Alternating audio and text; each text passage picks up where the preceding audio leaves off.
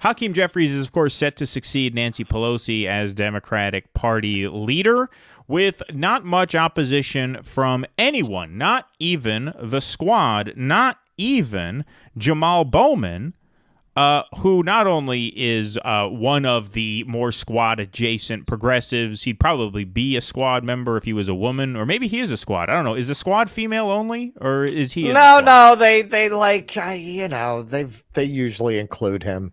All right, so he is a squad member then. I take that back.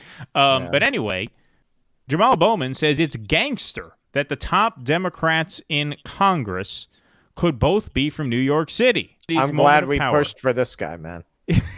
Yeah. Well, we pushed for this guy in a primary against Elliot Engel, who in the summer of 2020 said that were it not for the George Floyd protests and were it not for an election coming up, he wouldn't have to speak about racial justice issues. Made an extraordinarily tone-deaf statement about racial justice issues in New York City. It wasn't bad enough to get him on the wrong side of Hakeem Jeffries, who offered his full support to embattled Representative Engel following, quote, an inartful statements. And, of course, as did Hillary Clinton, who he defended earlier in his career. That's right. We'll get to that in a second. But Engel was, of course, being primaried by Jamaal Bowman. And so Jamaal Bowman just totally cucked there by Hakeem Jeffries, and he is not alone.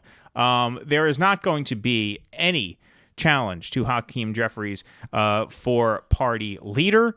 He is, of course, a member of both the Progressive Caucus and the New Democrat Caucus, right? He's triangulated himself. He paid dues to both organizations precisely for moments like this so that he would not be challenged. So let's look at a little bit of a timeline here. Let's just go back to the 2016 primaries, which was really the genesis of this whole online left movement, right? So we'll take a little trip back in time. Hakeem Jeffries was one of the most militant surrogates of Hillary Clinton.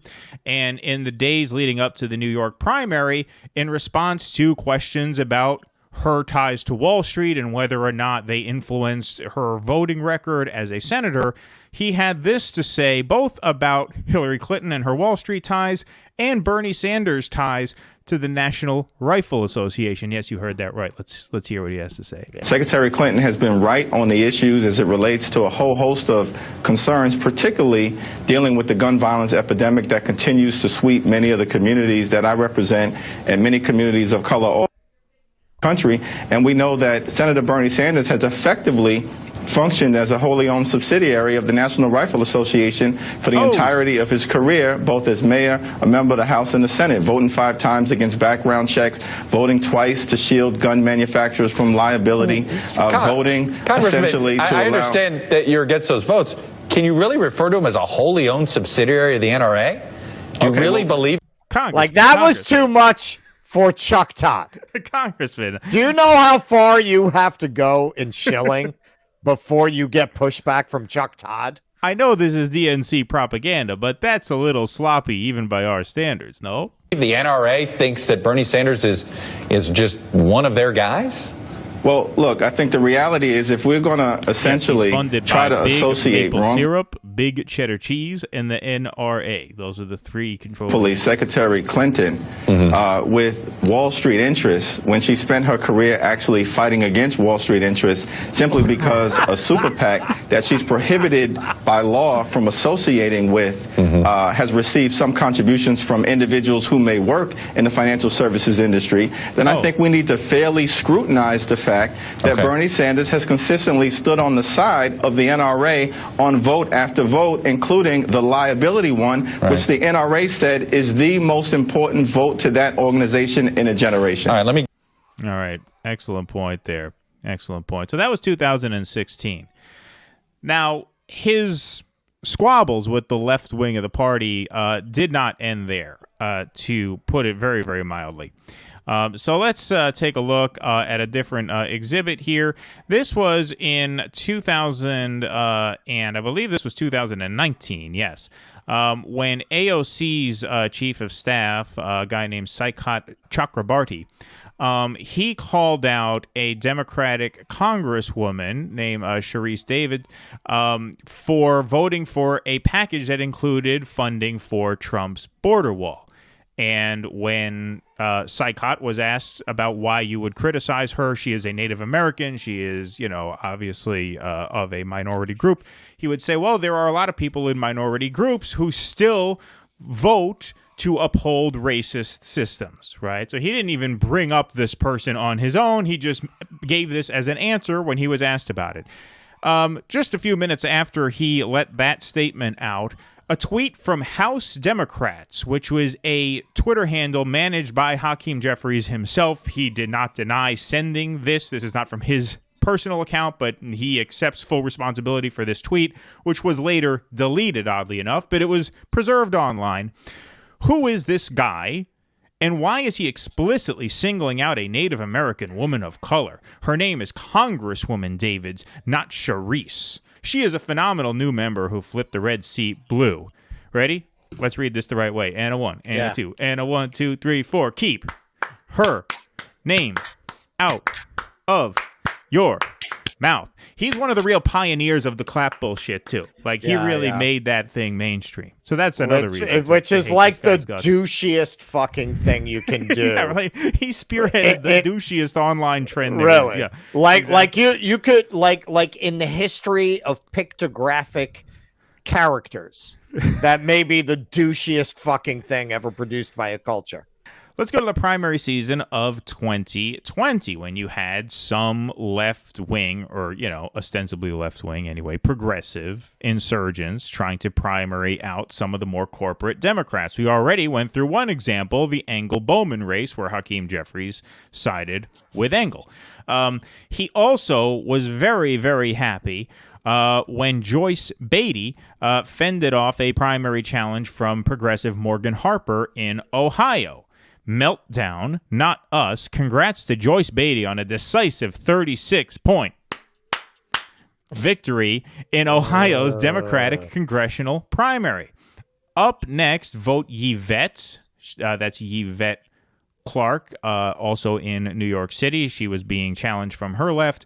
And Lacey Clay in Missouri's 1st District. Lacey Clay was being primaried by Cori Bush. Yep. And he endorsed Lacey Clay against Cori Bush. Now, Cori Bush, unfortunately for Hakeem Jeffries, won that primary and went on to be the next representative from Missouri's 1st District. But he was upset about that. Once again, just a perennial enemy of anything even remotely progressive. They started this fight, meaning the progressive insurgents, Justice Democrats, Our Revolution, the Bernie Sanders movement. They started this fight. We will finish it. Again, just unfiltered, unrelenting hostility to people like Jamaal Bowman, right? Now let's go a year into the future to 2021. All right, so this was not, look, it's one thing to talk like this in 2016 when you have a really heated primary between Clinton and Sanders, and if Clinton is your candidate, you have to go up there on TV and say even the most ridiculous bullshit you could think of in order for her to win. Like, that's campaign season. People say sleazy things during campaign season. Okay, fine. Even if I give you a little bit of a pass for that, this is a profile that the Atlantic magazine did on him in 2021. This is after, by the way, he signed on as a co-sponsor to the Medicare for All bill, after he tried to make some superficial gestures about being quote-unquote progressive, right? Yeah. This is a profile in the Atlantic magazine. I, meaning the person who wrote this, told him about Teachout's frown and how it seemed to encapsulate the way he's viewed now. A general sense of distaste from the left that he's not one of them, though they can't quite say why. No, we can say which why. Ones can't say why? Yeah, we have no problem saying who the fuck do you know? Yeah, right, exactly. That can't say why. We're saying why right now. We just spent the last 10 minutes saying why. We're going to spend 10 more minutes saying why. All right? Nobody that I have lunch with at the Oak Room can say why they don't like Hakeem Jeffries. Exactly. Right. None of the leftists in the lobby of the Dream Hotel can say what they have against Hakeem Jeffries. He's just I was at the Mandarin Oriental, and nobody could articulate an argument against Hakeem Jeffries. Exactly. Quote, this is Hakeem. There's a difference between progressive Democrats and hard left Democratic socialists. Well, no, there really isn't. I mean, the only difference is you categorize Democratic socialists as hard left, but Jamaal Bowman is a DSA member, AOC is a DSA member, Rashida Tlaib is a DSA member. Like, no, they are the same group.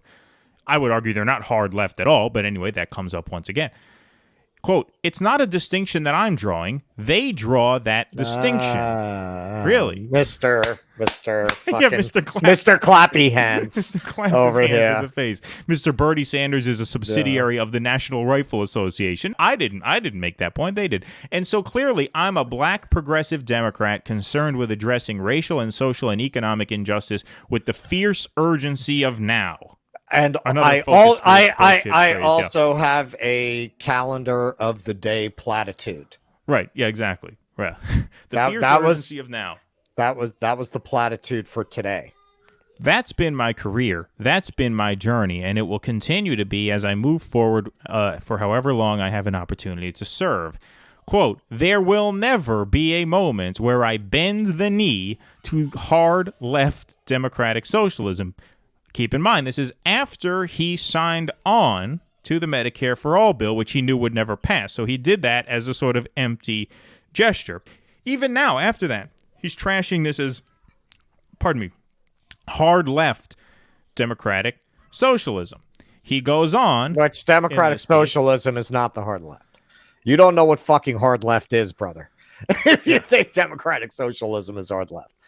Democratic socialism is the rule in most of the Western world. Exactly. We are the exception. We are the freak show of the West. Jeffries likes that phrase, bend the knee. He took it from Game of Thrones.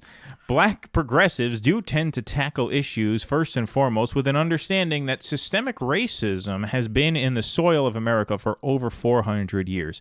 Hard left progressives tend to view the defining problem in America as one that is anchored in class. That is not my experience as a black man in this country. Well, no, it wouldn't be your experience as a black man who is funded by securities and investments, big real estate, big pharma, pro-Israel super PACs, right? Blue Cross Blue Shield. No, it's not surprising to me that you have not run into this class divide and felt that in as severe a way as many of the people who get duped into voting for you every 2 years do. But that is actually has a lot to do with a lot of the problems facing the nation right now. And, you know, this guy, if you notice, he has a pattern of doing what, you know, this is a corporate Democrat trick going back years and years, weaponizing his identity. When I invoke my identity as a black progressive, you cannot challenge me anymore. You cannot. That's his subtle way of bullying his enemies into keeping their mouths shut. We had a viewer call us out on it. Hasn't stopped us. We're obviously coming back for more. I don't care anymore. You know, fuck, I don't give a shit. I don't care what Democrats think of me, whether they're progressive Democrats or centrist. Doesn't matter. If you're a Democrat, really your opinion means nothing. So I don't really give a shit. But within the Democratic Party, this kind of bullying works. He just invokes, I'm a black progressive. Which you know, this is why they hate. This is why they hate people like Nina Turner or Cori Bush or Jamaal Bowman, because they can't pull their favorite trick. They manage to find ways. They find other ways to throw the ick on them. But I mean, they love somebody like Bernie that they can just call white. Right. It gets much more right. When they got a Jamaal Bowman, it gets a lot harder. He's a young black man. How do you handle that? Right. They have to, they manage. But you know, it makes it a lot harder for them. Please clap.